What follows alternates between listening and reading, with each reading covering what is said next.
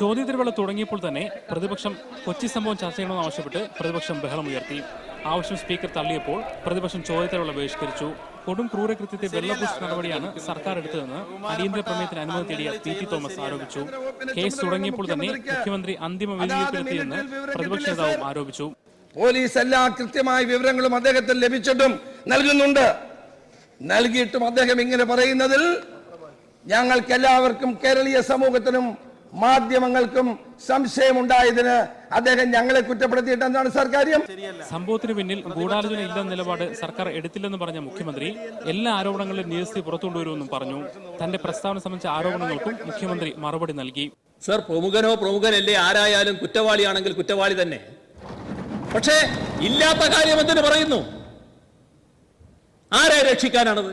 അടിയന്തര പ്രമേയത്തിന് അനുമതി നിഷേധിച്ചതിനെ തുടർന്ന് പ്രതിപക്ഷം നടുത്തളത്തിലിറങ്ങി പ്രതിഷേധിച്ചു. സഭ നിർത്തിവെച്ച് സ്പീക്കർ ചർച്ച നടത്തിയെങ്കിലും പ്രതിപക്ഷമായിരുന്നില്ല. സഭ വീണ്ടും ചേർന്നപ്പോൾ പ്രതിപക്ഷം ബഹിഷ്കരിച്ചു. മുഹമ്മദ് അസ്ലം, മീഡിയ 1, തിരുവനന്തപുരം.